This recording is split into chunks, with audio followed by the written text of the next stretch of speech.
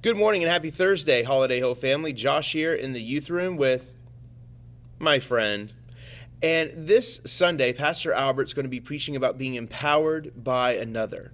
Basically, how when many times in our life, the love of something or someone else can drive us to do great and mighty and amazing things. So in the 1940s, during World War II, there was a German soldier named Georg Gardner.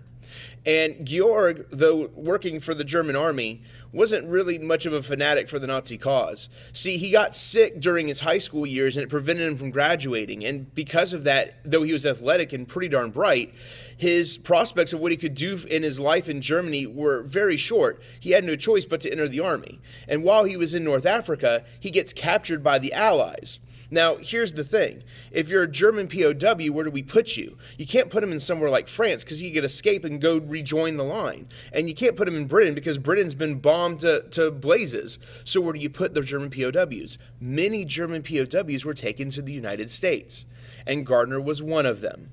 And while he was there, he discovered something. He really liked America. He loved the culture. He loved the food.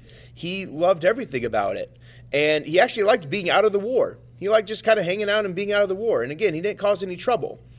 After the war ended and Germany surrendered, the question was, where do you put these guys now? How do they go back home?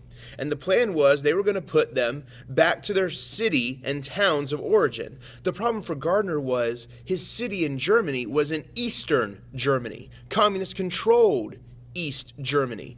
He hated Nazism. He certainly hated communism. He didn't want to go back, and it was because of this he decided that he was going to escape his POW camp. He studied a train track that was just outside and studied the schedule and basically snuck in between the searchlights under the cover of night as the train was coming, hopped on the freight car, and rode it all the way to California. It was during this time he learned how to be an American and accepted American culture. And it was also during this time he became a migrant worker because migrant workers, they don't ask too many questions of you. And a nationwide manhunt takes place for Gardner because he's an escaped POW. Lord knows what he might do. Well, what he ultimately did is he took on the name Dennis Wiles, and he got a driver's license and a social security card, and even married a divorcee here in America named Jean Clark in the 1960s, adopted her kids too. And he was living life pretty well as a ski instructor and also as an architect consultant because in Germany he was a very accomplished skier. But Jean, his wife, was getting really upset because he would never come off his past. Didn't like talking about it. And strangely enough, anytime they talked about doing any type of international vacation, he absolutely refused to go.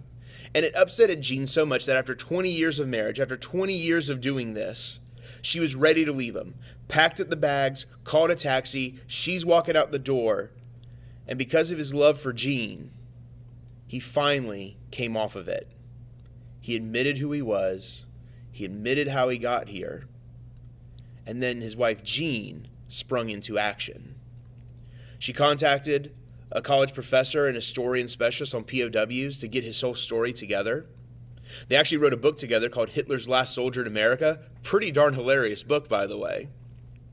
They got in contact with a lawyer to negotiate his terms of surrender and turning himself in. And this is where the story gets really funny. Because after it was all said and done, no one wanted to press charges. You see, Georg Gardner was brought into America by the American military. He himself, against his will, he himself did not cross the border illegally. Furthermore, Gardner escaped after Germany surrendered. So technically, they weren't at war anymore. So when he left, he didn't necessarily break anything. And lastly, the fact that he's been married to an American citizen for almost 20 years makes him eligible for citizenship. So technically, he didn't break any rules. It was on September 11th, 1985, that Georg Gardner formally surrendered himself to Bryant Gumbel on The Today Show. Being empowered by something or someone else. They say love will make you do crazy things, and his love for his wife is what inspired him to come clean. inspired him to tell the real story and be honest and transparent. And my challenge and my encouragement to you today is, who do you love? Who inspires you?